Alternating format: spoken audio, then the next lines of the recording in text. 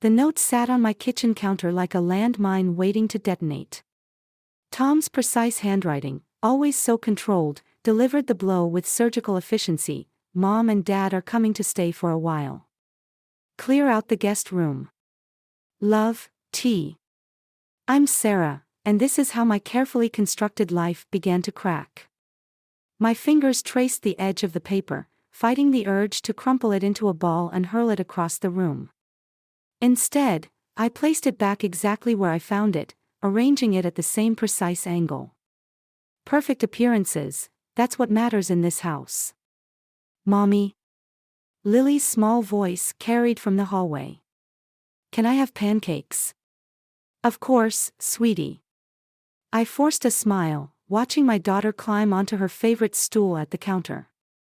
Her dark curls were still messy from sleep, reminding me of Tom's hair before he started gelling it into submission. Why are you making your angry face? I'm not, I caught myself in the lie. Grandma and Grandpa are coming to visit. Lily's shoulders tensed. At 6 years old, she already knew what that meant. For how long? A while, I echoed Tom's vague words, cracking eggs with more force than necessary. My phone buzzed. Emily's name flashed on the screen. Lunch today. Need to tell you something important. I typed back one-handed, God yes. Usual spot at 12. The pancake batter sizzled, filling the kitchen with a deceptively homey scent. Through the window, I could see Tom's parents' Mercedes already pulling into our driveway.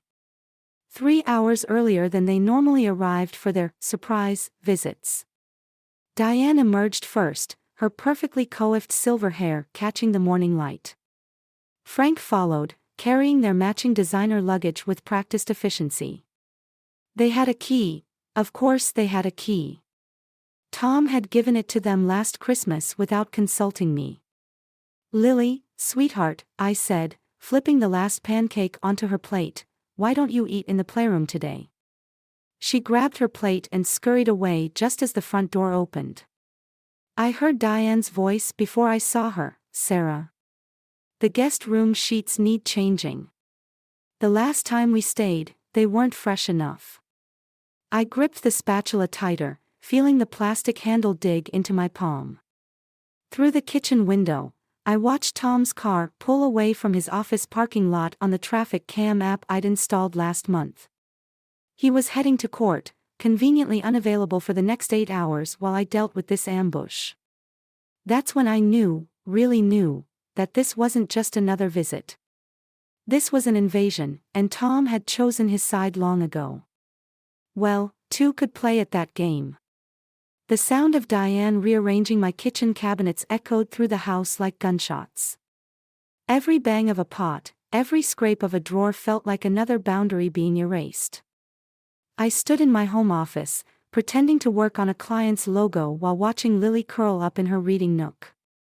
Your coffee maker is in the wrong place, Diane called out. And really, Sarah, these generic brand cleaners won't do. I'll have Frank pick up the proper supplies. My fingers hovered over the keyboard, typing nothing. Delete, delete, delete. Through the glass partition, I watched Frank settle into Tom's leather recliner, feet up on my carefully chosen ottoman, remote already in hand. Lily, come sit with Grandpa, he commanded without looking up from his phone. Lily pressed herself deeper into her corner, clutching her tablet. I'm doing homework, she whispered, though it was summer break. Nonsense. You spend too much time with those electronics. Sarah, you're spoiling her. I felt my jaw tighten. She's reading an interactive book, Frank. It's educational. When Thomas was her age, he was already learning Latin and solving differential equations. The words slipped out before I could stop them. The silence that followed was thick enough to choke on. Diane appeared in the doorway, dish towel in hand like a weapon. Well, we all want what's best for Lily, don't we? Though some of us have more experience in proper child rearing. My phone buzzed, a message from Tom, in court all day. Make sure Mom and Dad are comfortable. Of course. Of course he was. I watched Diane move toward Lily's corner, her designer shoes clicking against the hardwood floors I'd picked out last spring. She reached for Lily's tablet. Let's see what's so important that you can't spend time with your grandparents. Something snapped inside me. I stood up, my chair rolling back with enough force to hit the wall. Lily, sweetheart, why don't you show Grandma and Grandpa your art studio in the basement? The one Daddy set up for you. Lily's eyes met mine, understanding flickering across her face. There was no art studio in the basement. Just my temporary sanctuary, complete with a mini fridge, hidden snacks, and a lock on the door. Oh yes. Lily jumped up, suddenly animated. Come on, Grandma. I'll show you my paintings. As they disappeared downstairs, I pulled out my phone and opened my banking app. The joint account Tom and I shared showed a recent transfer, $50,000 moved to his parents' account last week. No discussion. No warning. I took a screenshot, then another of the series of smaller transfers from the past 3 months. Each one a little piece of our future being chipped away. Well, I whispered to my empty office, at least now I know what we're worth to you, Tom. Tom's laptop glowed in the darkness of our bedroom, forgotten in his rush to make his early morning court appearance. I shouldn't have touched it.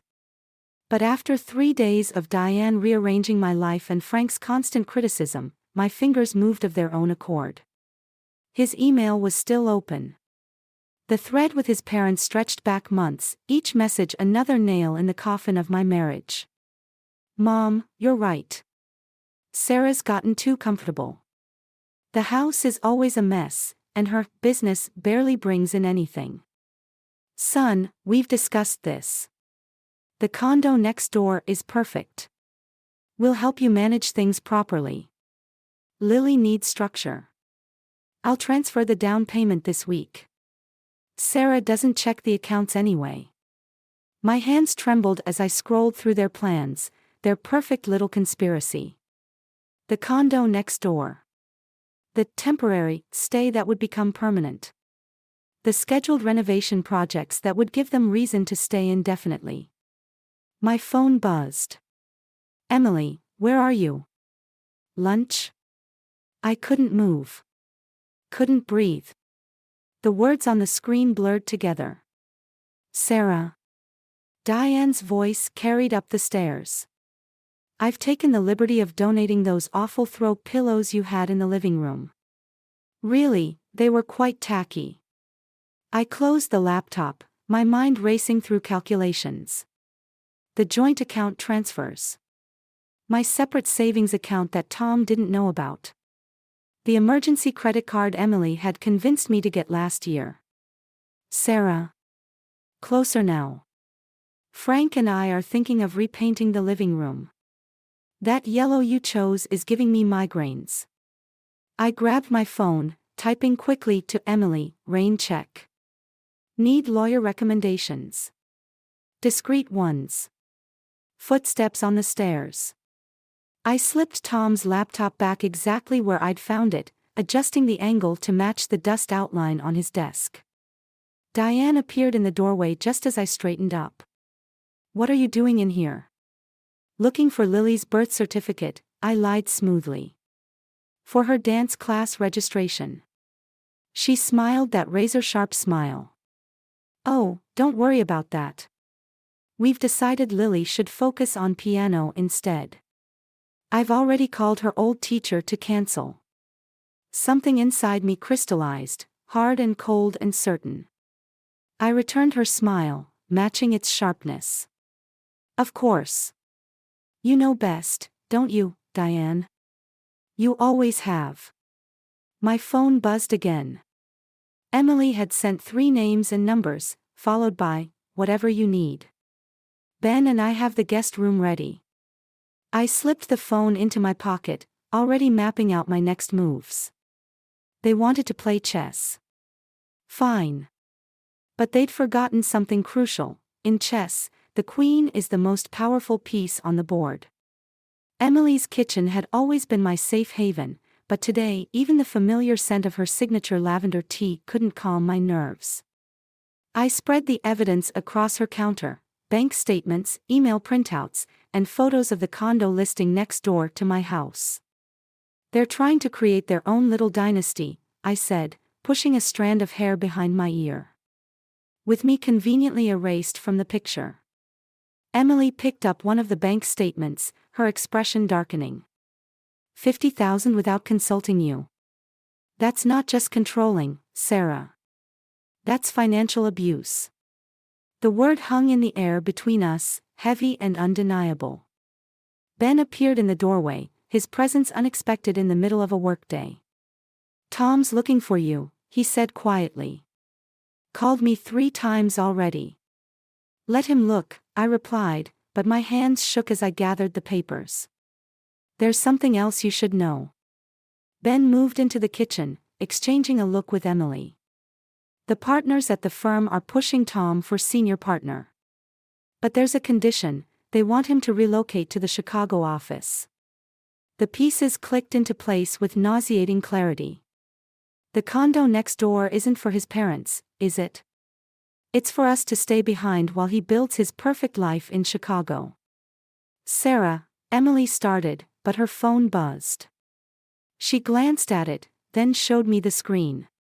A local real estate listing, my house, marked as "coming soon."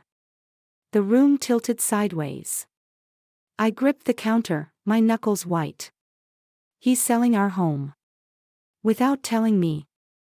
"There's more," Ben said, his voice gentle. "Diane's been asking about school districts in Chicago."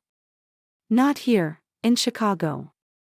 The implication hit me like a physical blow. They weren't just trying to control my life, they were planning to take Lily. "I can't," my voice cracked. "I won't let them." "You don't have to." Emily's tone was steel wrapped in silk. "Remember that trust fund your grandmother left you? The one Tom doesn't know about?" I nodded slowly, my mind racing ahead of her words. "Maybe it's time to use it," she continued. "Before they can set their plans in motion." Ben pulled out his phone. "I know things about Tom, things from college. Things that could help if this gets ugly." I looked at the papers scattered across the counter, each one a betrayal in black and white. My hands stopped shaking. I need a lawyer. Today. And I need to move fast, before they realize I know. "The guest room is yours," Emily said. "For as long as you need." I picked up my phone, Tom's missed calls glaring from the screen. "No," I said. "I have a better idea. Let them think they've won. For now." I started small. A missing coffee filter here, sugar replaced with salt there. Diane's precious organizing system gradually falling into disarray, one misplaced item at a time. Nothing obvious enough to pinpoint, just enough to create constant irritation. "The cleaning service must be stealing," Diane announced at dinner, after finding her 3rd reorganized drawer that day. "Sarah, you really should supervise them better." I stirred my soup, the picture of concerned domesticity. "Oh?" I hadn't noticed anything missing. Tom barely looked up from his phone. "Just fire them, Sarah. Mom can recommend someone better." "Actually," I said, carefully casual, "I've been thinking about going back to work full-time. A design firm in Boston offered me a position." The spoon froze halfway to Frank's mouth. Diane's knife scraped against her plate with a sound like screaming metal. "Don't be ridiculous," she said. "Who would take care of Lily? And Thomas needs a proper home environment for his career advancement." I pulled out my tablet, sliding it across the table to Tom. "Speaking of proper homes, when were you planning to tell me about the Chicago transfer? Or the real estate listing for our house?" The color drained from Tom's face. Diane's hand shot out, snatching the tablet before he could see it. "This isn't the time," she started, but I was already standing. I made copies, I said, my voice steady despite my racing heart. Of everything. The emails, the bank transfers, the school inquiries in Chicago. Would the partners at your firm be interested in how you handle joint finances, Tom? You went through my private emails. Tom's lawyer voice emerged, cold and precise. And you went behind my back to sell my home and take my daughter to Chicago. I turned to Diane. But you didn't count on one thing: I'm not the same naive girl you steamrolled 10 years ago. The doorbell rang, cutting through the tension. Emily's voice carried from the entryway, "Sarah. You left these contracts at my house." I smiled at my in-laws, watching comprehension dawn on their faces. Did I mention I've been meeting with lawyers? They're quite interested in the pattern of financial decisions made without my consent. You wouldn't dare, Diane hissed. Think about what this would do to Thomas's career. Oh, I have, I replied, picking up Lily's empty plate. I've thought about everything. Have you? Tom finally looked up, really looked at me, perhaps for the first time in years. Sarah, what are you doing? I headed toward the kitchen, pausing in the doorway. I'm playing chess, darling. And I just captured your queen. Behind me, I heard Diane's sharp intake of breath, followed by the sound of Frank's chair scraping back. The game was changing, and they knew it. They just didn't know how much. The suitcases were packed and hidden in my office closet when Tom finally came home early. Not early enough to have dinner with his family, but early enough to catch me transferring the last of my separate savings to a new account. What are you doing? His voice was quiet, dangerous. The lawyer voice that made witnesses crumble on the stand. I kept my eyes on the screen. Protecting myself. From what? Your husband. Your family. He moved closer, casting a shadow over my desk. I've given you everything, Sarah. Given me. The laugh that escaped wasn't mine, too sharp, too bitter. You mean like giving away our house? Or giving Lily's future to your parents? The Chicago position is a lie. I spun to face him. I called the firm. There is no transfer.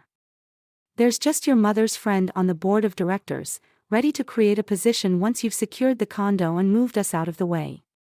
His face changed, something ugly replacing the controlled lawyer mask. You went behind my back. Like you went behind mine for the past 10 years. I pulled out the folder of evidence. Every decision, every manipulation, every time you let your mother bulldoze over me and Lily, it's all here. Mom was right. He grabbed the folder. You've changed. Become paranoid, unstable. Mommy. Lily's small voice froze us both. She stood in the doorway, clutching her backpack. Are we still going to Aunt Emily's? Tom's head snapped toward me. What? I packed my special bear, Lily continued, oblivious to the tension.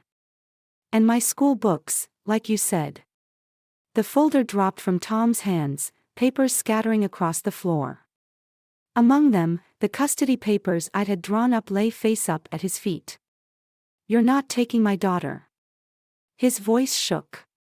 Mom warned me you might try something like this. That's why you what, Tom? I stepped closer. Why you've been recording my erratic behavior. Building a case against me. Yeah, your mother's good at that game. But I learned from the best. I pulled out my phone, playing the recording from dinner 3 nights ago, Tom and his parents planning their Chicago strategy. Discussing how to limit my access to Lily once they moved. You see, I said, watching the color drain from his face, I can play dirty too. His hand shot out, grabbing my wrist. Sarah. The front door opened downstairs. Diane's voice carried up, Thomas. Your father's lawyer is here with those papers you requested. Tom's grip tightened. Don't do this.